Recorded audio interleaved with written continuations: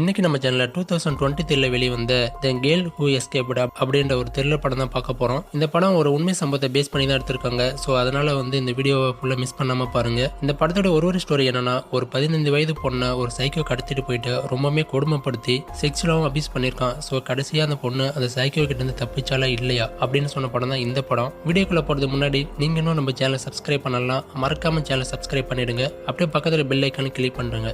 இந்த படத்தோட ஸ்டார்டிங்ல இப்போ ஹீரோயின் தான் காமிக்கிறாங்க. ஹீரோயின் அவளோட ஃப்ரெண்டு வீட்டில் தான் இருக்கா. அப்போ அவளோட ஃப்ரெண்டு பார்த்தீங்கன்னா, இன்னைக்கு வீக்கெண்டு தானே, நம்ம லேக் ஹவுஸ் போகலாம் அப்படின்னு ஹீரோயின் கேட்கும்போது, ஒரு நிமிஷம் வெயிட் பண்ண, நான் போயிட்டு எங்கள் அம்மா கிட்ட பர்மிஷன் வாங்கிட்டு வரேன் அப்படின்னு அந்த வீட்டில் இருக்க ஒரு ஃபோன் எடுத்து அவங்க அம்மா கிட்ட கேட்கும்போது, போயிட்டு வா, ஒன்றும் பிரச்சனை இல்லை, பத்திரமா போயிட்டு வா, அதுவும் சீக்கிரமா வாங்க அப்படின்னு சொல்லிட்டு இருக்காங்க. சரிம்மா, நீ எங்க கூட வரையா, நீ வந்தால் கொஞ்சம் ஜாலியாக இருக்கும் அப்படின்னு கேட்கும்போது, இல்லம்மா எனக்கு இன்னைக்கு ஒரு முக்கியமான ப்ரோக்ராம் இருக்கு, நீ மட்டும் பார்த்து பத்திரமா போயிட்டு வா அப்படின்னு சொல்லிட்டு அவங்களும் ஃபோனை வச்சிடுறாங்க. சரி, நான் போய் குளிச்சுட்டு வந்துடுறேன், அது வரைக்கும் வீட்டுக்கு வெளியில இருக்க அந்த கார்டனை கொஞ்சம் தண்ணி விடு அப்படின்னு சொல்லும்போது, சரி நான் பண்றேன், நீ போய் சீக்கிரமா குளிச்சிருவா அப்படின்னு ஹீரோனி போயிட்டு அங்க இருக்க பைப் எடுத்து தண்ணி விட்டுட்டு இருக்கும்போது அந்த வயல்ல ஒரு கார் வருது. இவ்வளவு அந்த காரை பார்த்துட்டே இருக்கா, யாரா இருக்கும் அப்படின்னு. அப்புறமா தான் தெரியுது அந்த கார்ல இருந்து ஒரு குண்டை இறங்கி வரும். இது யார்த்த வீடு, உங்க அப்பா அம்மா இங்க இருக்காங்களா அப்படின்னு கேட்டதுக்கு, இல்ல இது என் வீடு கிடையாது, இந்த வீடு என் ஃப்ரெண்டு வீடு. சரி, உன்னோட ஃப்ரெண்டோட அவங்க அப்பா அம்மா இருக்காங்களா அப்படின்னு கேட்டதுக்கு, இல்ல யாருமே இல்லை அப்படின்னு சொல்லிட்டு இருக்கா. சரிம்மா, நான் ஒரு அட்ரஸை தேடி தான் வந்தேன், இந்த அட்ரஸ் உனக்கு தெரியுமா அப்படின்னு கேட்டுட்டே இருக்கும்போது, என்ன நினைச்சான்னு தெரியல, திடீர்னு ஒரு கண்ணை எடுத்து ஹீரோனை பயமா மிரட்டுறான். சத்தம் போட்டுன்னா தலை செதறிடும் அப்படின்னு சொல்லி அவளை கார்ல கூட்டிட்டு போயிட்டு காருக்கு பின்னாடி ஒரு பாக்ஸ் மாதிரி இருக்கு, அந்த பாக்ஸை போட்டு அடிச்சு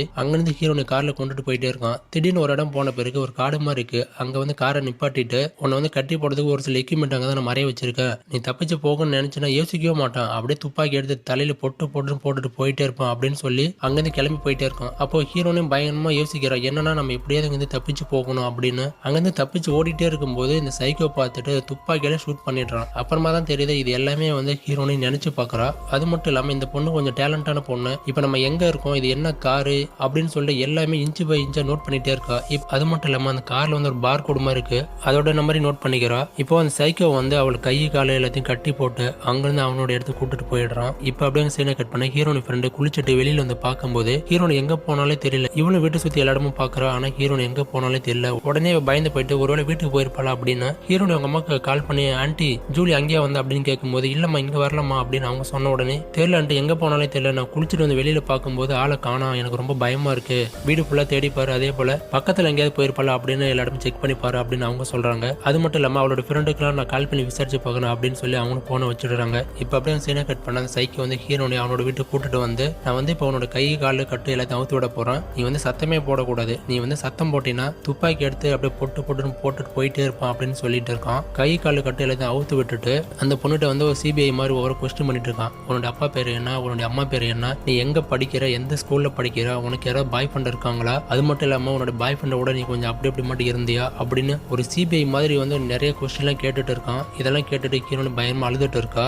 அது மட்டும் இல்லாம நான் ஒரு சில கண்டிஷன் எல்லாம் சொல்லுவேன், அந்த கண்டிஷனை நீ ஃபாலோ பண்ணணும். இன்கேஸ் நீ அந்த கண்டிஷனை ஃபாலோ பண்ணலன்னா நான் ஏற்கனவே சொன்ன மாதிரி தான் துப்பாக்கி எடுத்து போட்டுட்டு போயிட்டே இருப்பான், கொஞ்சம் கூட யோசிக்கவே மாட்டான் அப்படின்னு சொல்லிட்டு இருக்கான். அது மட்டும் இல்லாம நீ இந்த வீட்டை விட்டு எங்கேயாவது தப்பிச்சு போகணும், இல்ல யார்கிட்டயாவது போயிட்டு ஹெல்ப் கேட்கணும் அப்படின்னு சின்னதா சந்தேகம் வந்தா கூட மூளை செதறிடும் அப்படின்னு சொல்லி மிரட்டிட்டு இருக்கான். அது மட்டும் இல்லாம பெட்ரூம் போயிட்டு பெட்ல படுக்க சொல்றான். ஆனா இருந்தாலும் இந்த பொண்ணு வேணாம்னு சொல்லிட்டு இருக்கா. இங்க பாரு, நான் சொல்றத நீ கேட்டுதான் ஆகணும், உன்னை நான் எதுவுமே பண்ண மாட்டான், ஒரு கொஞ்ச நாளைக்கு வச்சிருந்து நானே உங்க வீட்டுக்கு கொண்டு போய் விட்டுடும் அப்படின்னு சொல்லிட்டு இருக்கான். நான் சொல்றத நீ கேட்டுதான் ஆகணும், நான் சொல்றத நீ கேட்கலன்னா நான் ஏற்கனவே சொன்ன மாதிரி தான் மூளை செதற விட்டுடும் அப்படின்னு திரும்ப மிரட்டி அந்த பொண்ணு தப்பா நடந்துக்கிறான். அது மட்டும் இல்லாம உன்னை நானே குளிப்பாட்டி விடுறேன் அப்படின்னு பாத்ரூமும் கூட்டிட்டு போறான். ஆனா அங்க போன பிறகு கூட இந்த பொண்ணு எப்படியாவது இவங்க தப்பிச்சு போகணும், அதுதான் அவளுடைய மைண்ட்ல ஓடிக்கிட்டே இருக்கு. இப்ப அப்படியே அவங்க சீனை கட் பண்ணா ஹீரோன் அவங்க அம்மா அவங்களோட ஹஸ்பண்ட் கால் பண்ணி, பொண்ணு உங்களை பார்க்க வந்தால அப்படின்னு கேட்கும்போது, என்னடி கேள்வி கேட்கற, அவ எப்ப என்னெல்லாம் பார்க்க வந்திருக்கா, அவ தான் என்ன பார்க்கவே மாட்டேன்னு சொல்லிட்டால, அப்புறம் என்ன என்கிட்ட கேட்கற, இல்லைங்க பொண்ணு எங்கேயே காணாம போயிட்டா, எனக்கு ரொம்ப பயமா இருக்கு அப்படின்னு சொன்ன உடனே, சரி நீ வெயிட் பண்ண, நான் அங்க வரேன் அப்படின்னு சொல்லிட்டு அவனும் போனை வச்சிடறான். ஆக்சுவலா என்னன்னா இவங்க ரெண்டு பேரும் டைவர்ஸ் வாங்கிட்டு இப்ப தனித்தனி தான் வாழ்ந்துட்டு இருக்காங்க. இப்ப அப்படியே அந்த சீனை கட் பண்ண அந்த குண்டு பையன் ஹீரோனை குளிப்பாட்டி அவனுடைய டி ஷர்ட்டை கொடுத்து போட வச்சிருக்கான். அப்போ அந்த டி ஷர்ட்டை பார்த்துட்டு, என்னை விடவே இந்த டி ஷர்ட் உனக்கு ரொம்ப அழகா இருக்கு அப்படின்னு சொல்லிட்டு இருக்கான். அது மட்டும் இல்லாம ஹீரோனுக்கு என்ன தோணுதுன்னா, இப்ப இவன் ஏதாவது நம்மகிட்ட வாயை கொடுப்பான், அப்போ இவனை பத்தின டீட்டெயில் நம்ம ஏதாவது தெரிஞ்சுக்கலாம் அப்படின்னு ஓவரா யோசிக்கிறா. என்னன்னா இன்கேஸ் அவனை விட்டு தப்பிச்சு போயிட்டாலும் அவனை பத்தி ஏதாவது டீட்டெயில் போலீஸ் கிட்ட சொல்லணும்ல, அதுக்காக அவனை பத்தி தெரிஞ்சுக்கலாம் அப்படின்னு ரொம்பவே ஆர்வமா இருக்கா. இப்ப அவனவே ஹீரோனிட்ட பேச ஆரம்பிக்கிறான். நீ ஸ்கூல்லாம் போய் அப்படின்னு கேட்டதுக்கு, நான் ஸ்கூல்லாம் போவேன், எந்த ஸ்கூல் படிச்சேன் அப்படின்னு கேட்கும்போது ஹீரோனி எல்லாமே டீட்டெயிலா சொல்லிட்டு இருக்கா. அதே சமயம் ஹீரோனி கேட்கறா, நீங்க எந்த ஸ்கூல் படிச்சீங்க, உங்களுடைய லைஃபை பத்தி சொல்லுங்க அப்படின்னு ஹீரோனி கேட்டுட்டு இருக்கா. அப்போ அவனும் அவனுடைய டீட்டெயில் எல்லாமே சொல்லிட்டு இருக்கான். ஏன்னா அவன் வந்து ஆர்மியில் நேவியில் ஒர்க் பண்ணியிருக்கான் போல. இப்போ அங்கே ரிட்டையர் ஆகிட்டு இப்போ வந்து ஒரு ஃபேக்ட்ரியில் ஒர்க் பண்ணிட்டு இருக்கிறான் அப்படி மாதிரிலாம் சொல்லிட்டு இருக்கான். அது மட்டும் இல்லாமல் ஹீரோனி வந்து உங்களுக்கு மேரேஜ் ஆச்சு அப்படின்னு கேட்கும்போது நானும் ஒரு பொண்ணை லவ் பண்ணி தான் மேரேஜ் பண்ணேன், இப்போ வந்து அவள் டிஸ்னியில் ஒர்க் பண்ணுறேன் அப்படின்னு சொல்லிட்டு இருக்கான். அதே சமயம் ஹீரோனி அந்த வீட்டை சுற்றி பார்த்துட்டே இருக்கா. என்ன நீ பார்த்துட்டே இருக்க, ஏன் என்னாச்சு அப்படின்னு கேட்கும்போது அதெல்லாம் ஒன்றும் இல்லை அப்படின்னு சொல்லிட்டு இருக்கா. அந்த சமயத்தில் அந்த குண்டு பையன் சிகரெட்டை பற்ற வச்சு ஹீரோனி கிட்ட நீயும் தம் அடி அப்படின்னு சொல்லும்போது ஹீரோனி வந்து வேணான்னு சொல்றா. ஆனால் இருந்தாலும் கட்டாயப்படுத்தி ஹீரோனி தம் அடிக்க வைக்கிறான். ஆக்சுவலாக என்னன்னா ஹீரோனியை அந்த வீட்டை சுற்றி பார்க்குறான்னா இன்கேஸ் வந்து ஏதாவது வழி இருக்குமா, இவனுக்கு தெரியாம எப்படி தப்பிச்சு போகலாம் அப்படின்னு அந்த ஒரு மைண்ட் செட்டோட தான் வந்து அந்த வீட்டை சுற்றி பார்த்துட்டே இருப்பா. இப்போ அப்படியே சீனை கட் பண்ண ஹீரோனி சோபா செட் உட்காந்து டிவி பார்த்துட்டு இருக்கா. அப்போ அந்த வீட்டில் வந்து நிறைய பறவைகள்லாம் இருக்கு. நீங்க என்னென்னலாம் வளர்க்குறீங்க அப்படின்னு கேட்கும்போது நீயே போயிட்டு எல்லா இடமும் சுற்றி பாரு அப்படின்னு சொன்ன உடனே ஹீரோனியும் போயிட்டு எல்லா இடமும் சுற்றி பார்க்குறா. அப்போ உங்களுக்கு எந்த பறவை ரொம்ப பிடிக்கும் அப்படின்னு கேட்கும்போது அவன் ஒரு பேரை சொல்றான். அந்த பேர் எனக்கு சரியா தெரியல, எனக்கு அந்த பறவை தான் ரொம்ப பிடிக்கும் அப்படின்னு சொல்லிட்டு இருக்கான். மறுபடியும் ஹீரோனி கூட்டிட்டு போயிட்டு டிவி முன்னாடி உட்கார வச்சு கொஞ்சம் அந்த மாதிரி படத்தெல்லாம் போட்டு காமிச்சு இந்த படத்துல வர மாதிரி எனக்கு எக்ஸ்பிளனேஷன் பண்ணணும் அந்த மாதிரி அந்த குண்டு பையன் சொன்ன உடனே ஹீரோனி பயங்கரமா ஃபீல் பண்ணி அழுதுட்டு இருக்கா. அங்க சீனை கட் பண்ண ஹீரோனி எங்க அம்மா போலீஸ் கால் பண்ணி அந்த வீட்டுக்கு வர வச்சு என் பொண்ணு இந்த வீட்டுல தான் காணாம போயிட்டா, நீங்க கொஞ்சம் கண்டுபிடிச்சு கொடுங்க அப்படின்னு கேட்கும்போது அவளுக்கு யாராவது எதிரிகள் இருக்காங்களா அப்படின்னு சொல்லிட்டு டீட்டெயிலா கேட்கும்போது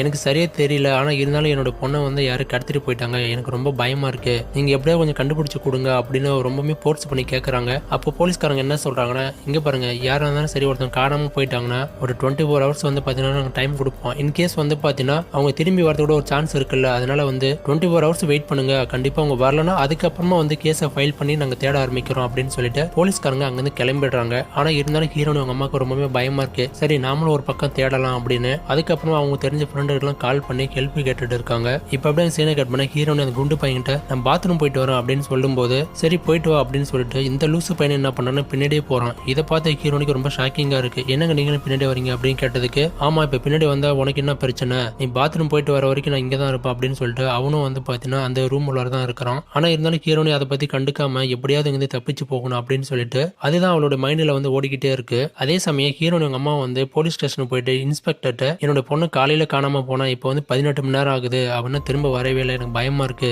எப்படியாவது வந்து பாத்தீங்கன்னா இந்த கேஸை ஃபைல் பண்ணி எப்படின்னா தேட ஆரம்பிங்க அப்படின்னு சொன்ன உடனே போலீஸ்காரங்களும் அந்த கேஸை வந்து ஃபைல் பண்றாங்க.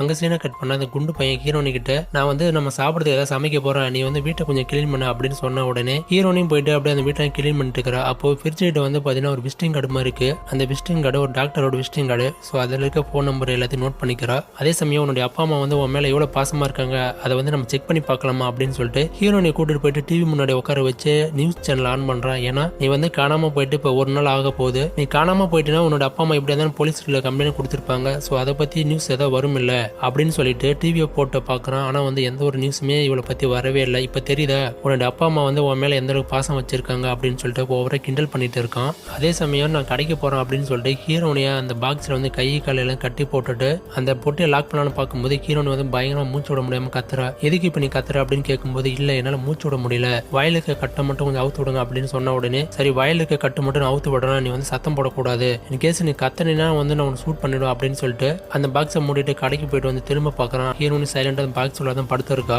அதே சமயம் நம்ம தூங்குறதுக்கு டைம் ஆயிடுச்சு, நம்ம போயிட்டு தூங்கலாம் அப்படின்னு ஹீரோனி வந்து பெட்ரூம் கூட்டிட்டு போயிட்டு கை காலை எல்லாத்தையும் லாக் பண்ணிட்டு அந்த கையில இருக்க லாக்கை வந்து செயின் மூலியமா பெட்டர் லாக் பண்ணிடுறான். இப்ப அப்படியே சீனை கட் பண்ண அடுத்த நாள் காலையில ஹீரோனி தான் கண்ண முழிக்கிறாங்க. அந்த குண்டு பையன் பயமா தூங்கிட்டே இருக்கான். ஸோ இதுதான் வந்து நமக்கான சமயம், நம்ம எப்படியா தப்பிச்சு போயிடணும் அப்படின்னு ஹீரோனி வந்து அந்த செயினை எப்படியா லூஸ் பண்ணலான்னு பாக்குறா. ஆக்சுவலா என்னன்னா அவ கையில இருக்க லாக்கை வந்து அந்த செயின் மூலியமா ஒரு நெட் போட்டு தான் டைட் பண்ணிருப்பான். ஸோ அந்த நெட்டை லூஸ் பண்ணி ஹீரோனி அங்கிருந்து தப்பிச்சு வெளியில வரா. அதே சமயம் கையில இருக்க லாக்கை ரிமூவ் பண்ண முடியுமா அப்படின்னு பார்க்கும்போது அதையும் வந்து ரிமூவ் பண்ணிடுறா. இன்னைக்கு எப்படியாவது நம்ம தப்பிச்சே ஆகணும், நம்ம வந்து தப்பிக்கலன்னா நம்மள எப்படியாவது கொலை பண்ணிடுவோம் இன்னைக்கு அப்படின்னு அந்த ஒரு பயத்தோட என்ன பண்றேன்னா ஹீரோனி டோர் கிட்ட போயிட்டு பாக்குறா. அப்படி டோர் கிட்ட போயிட்டு பார்க்கும்போது டோர் வந்து லாக்கில் தான் இருக்கு. ஐயோ சாவி எங்கடா போச்சு அப்படின்னு பார்க்கும்போது சாவி வந்து பக்கத்துல தான் ஹூக்ல மாட்டி இருக்கு.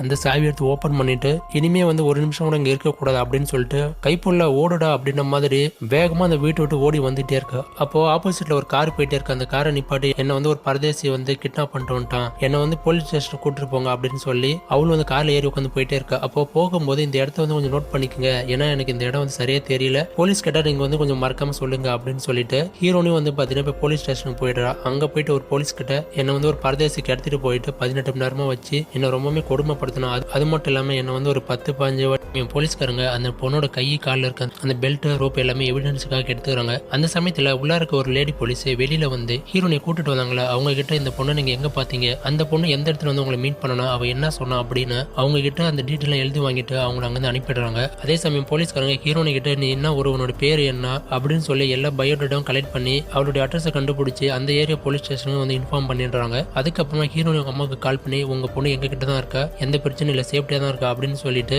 இந்தாங்க உங்க பொண்ணுகிட்ட பேசுங்க அப்படின்னு போலீஸ்காரங்க அவங்க பொண்ணுகிட்ட போனை கொடுக்கும்போது அம்மா என்னை எப்படியாவது வந்து கூட்டிட்டு போமா, எனக்கு ரொம்ப பயமா இருக்கு அப்படின்னு சொல்லும்போது சரிம்மா நீ பயப்படாத, அம்மா வந்து உன்னை கூட்டிட்டு போறோம், எதுக்கும் சேஃப்டியா இரு அப்படின்னு சொல்லிட்டு அவங்க போனை வச்சிடுறாங்க. இப்போ வெளியில போன அந்த லேடி போலீஸ் உள்ளார வந்து அவங்க கிட்ட கலெக்ட் பண்ண வரைக்கும் அந்த ஏரியா அட்ரஸ் மட்டும் தான் தெரியுது, ஆனா எந்த வீடு தான் எனக்கு தெரியல அப்படின்னு சொல்லும்போது போலீஸ்காரங்க வந்து அந்த பொண்ணை பார்த்து ஏமா அட்ரஸ் மட்டும் கண்டுபிடிச்சிடும், ஆனா வீடு எதுன்னு எங்களுக்கு தெரியல, நீ கொஞ்சம் கூட வரையா அப்படின்னு கேட்கும்போது ஹீரோனி கொஞ்சம் யோசிக்கிறா. அதுக்கப்புறமா வந்து எப்படியாவது அந்த குற்றவாளிக்கு தண்டனை வாங்கி கொடுத்தாகணும், என்ன ஆனாலும் பரவாயில்ல அப்படின்னு கண்டிப்பா நானும் உங்க கூட வரேன் அப்படின்னு சொல்லி ஹீரோனி இப்ப அந்த ஏரியாவை கூட்டிட்டு போறாங்க. அங்க போயிட்டு பார்க்கும்போது ஹீரோனிக்கு ரொம்பவே கன்ஃபியூஷனா இருக்கு. ஏன்னா எல்லா வீடும் ஆல்மோஸ்ட் ஒரே மாதிரியா இருக்கு. இவ எங்க இருந்து வந்து கார் ஏறி வந்தா ஒண்ணுமே புரியவே இல்லை. அதுக்கப்புறமா அந்த வயல ஒருத்தவங்க வரும்போது அவனை கூட்டு ஒரு சில அங்காடையாளர்கள் சொல்லி கேட்கும்போது நீங்க சொல்ற மாதிரி இந்த ஏரியாவில் நிறைய பேர் இருக்காங்க, ஆனா நீங்க யாரை சொல்றீங்க அப்படின்னு எனக்கு ஒண்ணுமே புரியவே இல்லை. அந்த சமயத்துல போலீஸ் கேட்டுட்டே இருக்கும்போது அந்த இடத்துக்கு ஹீரோனி வந்து அவர் வந்து பார்க்க கொஞ்சம் குண்டா இருப்பாரு, அது மட்டும் இல்லாம அவர் ஒரு ஃபேக்டரியில ஒர்க் பண்ணாரு, வீட்டு ஃபுல்லா நிறைய பறவைகள்லாம் வளர்த்துட்டு இருக்காரு, வெளியில மீன் தொட்டிலாம் இருக்கும் அப்படின்னு சொன்ன உடனே ஓ அவர் வீடு வந்து பாத்தீங்கன்னா 301 அப்படின்னு சொல்லிட்டு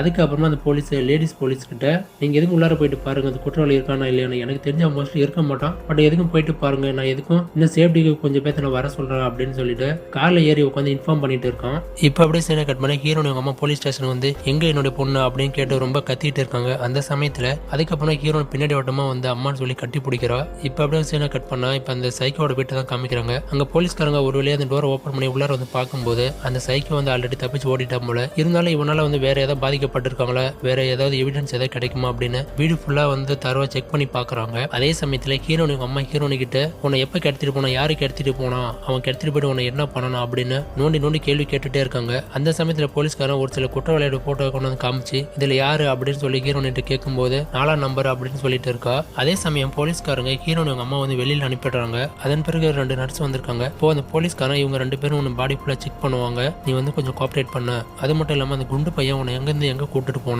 போயிட்டு என்னென்னலாம் பண்ணலாம் அப்படின்னு சொல்லிட்டு கொஞ்சம் டீட்டெயிலா சொல்லு, ஏன்னா நீ வந்து டீட்டெயிலா சொன்னா மட்டும் தான் உனக்கு வந்து எங்களால தண்டனை வாங்கி கொடுக்க முடியும், நீ கொஞ்சம் கோஆப்ரேட் பண்ண அப்படின்னு சொல்லி அந்த போலீஸ்காரங்க வந்து ஹீரோனி கிட்ட சொல்லிட்டு இருக்காங்க. அங்க சீனை கட் பண்ண போலீஸ்காரங்க குண்டனோட வீடு ஃபுல்லா தேடி பாக்குறாங்க. ஒரு பெரிய பாக்ஸ் மாதிரி இருக்கு, அந்த பாக்ஸ் ஓபன் பண்ணி பார்த்தா தான் தெரியுது ஹீரோனி ட்ரெஸ் எல்லாம் இருக்கு. அது மட்டும் இல்லாம இன்னும் ஒரு சில பெண்களோட ட்ரெஸ் கூட இருக்கு. இதையுமே போலீஸ்காரங்க நோட் பண்ணிக்கிறாங்க. சோ அது மட்டும் இல்லாம இன்னும் ஒரு சில பெண்களும் காணாம போயிருக்காங்க. அவங்க வந்து காணாம போனதெல்லாம் அந்த நியூஸ் பேப்பர்ல போட்டிருப்பாங்கல்ல, அந்த நியூஸ் பேப்பர்லாம் கட் பண்ணி இவன் வந்து சேஃப்டிக்கு வச்சிருக்கான் போல. இது எல்லாத்தையும் போலீஸ்காரங்க எவிடன்ஸுக்காக எடுத்துக்கிறாங்க. அப்போ போலீஸ்காரங்க என்ன தோணுதுன்னா ஹீரோனி மட்டும் இவன் கிட்னாப் பண்ணல, இதுக்கு முன்னாடி ஒரு சில பெண்களை கிட்னாப் பண்ணி கொலை பண்ணிருக்காங்க அப்படின்னு கூட போலீஸ்காரங்க கன்ஃபார்ம் பண்ணிக்கிறாங்க.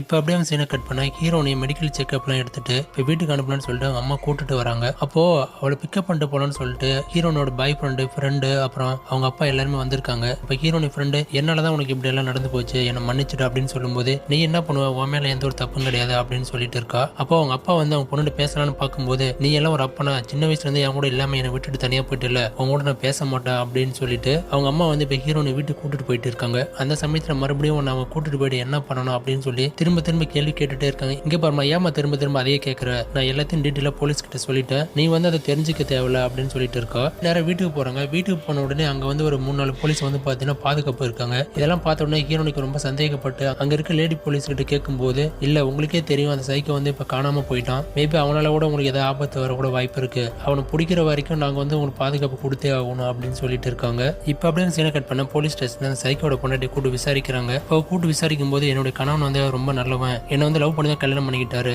கண்டிப்பா வந்து அவர் அப்படி ஒரு தப்பா பண்ணிருக்க மாட்டாரு, எனக்கு தெரிஞ்சு அது வந்து ஃபேக்கான நியூஸா இருக்கும் அப்படின்னு சொல்லிட்டு இருக்கா. அதுக்கப்புறமா போலீஸ்காரங்க அந்த சைக்கோவோட சொந்தக்காரங்க அக்கா தங்கச்சி யாரெல்லாம் இருக்காங்களோ அப்படின்னு எல்லாரையும் கூட்டு விசாரிக்கிறாங்க. அப்படி விசாரிக்கும் போது போலீஸ்காரங்க எதிர்பார்க்குற மாதிரி எந்த ஒரு குழுவுமே கிடைக்கவே இல்லை. அதுக்கப்புறமா அந்த சைக்கோட அக்கா ஒருத்தங்க இருக்காங்க. ஸோ அவங்களை கூட்டு விசாரிக்கும் போது அவங்களுடைய பேச்சிலேயே வந்து போலீஸ்காரங்களுக்கு கொஞ்சம் சந்தேகமா இருக்கு. அப்போ போலீஸ்காரங்க என்ன சொல்றாங்கன்னா இங்க பாரு உன்னுடைய தம்பி வந்து இந்த ஒரு பொண்ணை மட்டும் கிட்னாப் பண்ணிட்டு போகல, அவன் இதுக்கு முன்னாடி ஒரு 2-3 பொண்ணுங்களை கிட்னாப் பண்ணி செக்ஷுவலா அபியூஸ் பண்ணி கொலை பண்ணியிருக்கான். இந்த கேஸ் வந்து இந்த பொண்ணு மட்டும் தப்பிச்சு வெளியில வராம இருந்தா இவளையும் வந்து அவன் கொலை பண்ணிருப்பான் அப்படின்னு சொல்லிட்டு இருக்காங்க. நீங்க வந்து உண்மையை சொல்லிதான் ஆகணும், நீங்க உண்மையை சொல்லலாம், கண்டிப்பா போலீஸ்காரங்க உன் தம்பியை ஷூட் பண்ணிட்டு போயிட்டே இருப்பாங்க அப்படின்னு சொன்ன உடனே அப்பதான் அந்த அக்கா பயந்துட்டு அம்மா என் தம்பி நேற்று தான் எனக்கு கால் பண்ணா, அவன் வந்து ஒரு ஹோட்டல்ல தங்கியிருக்கான் அப்படின்னு சொன்ன உடனே அதுக்கப்புறம் போலீஸ்காரங்க அந்த ஹோட்டல் எந்த ஏரியாவில் இருக்கு அப்படின்னு அங்க இருக்க போலீஸ் இன்ஃபார்ம் பண்ணி நீங்க போயிட்டு அந்த ஹோட்டல்ல யாராவது சந்தேகப்படும் மாதிரி அந்த அரெஸ்ட் பண்ணுங்க, நாங்க வந்துட்டே இருக்கோம் அப்படின்னு சொல்லிட்டு இருக்காங்க. அதுக்கப்புறமா இன்ஸ்பெக்டர் ஒருத்தர் இருக்கான், அவன் போயிட்டு ஹீரோனை ஹீரோனி கிட்ட அந்த சைக்கோ வந்து ஒன்ன மட்டும் கடத்தல, உனக்கு முன்னாடி ஒரு 2-3 பொண்ணுங்களை கிட்னாப் பண்ணி செக்சுவலா அபியூஸ் பண்ணி கொலை பண்ணிருக்கான். ஆனா நீ எப்படி தப்பிச்சு வந்துட்ட,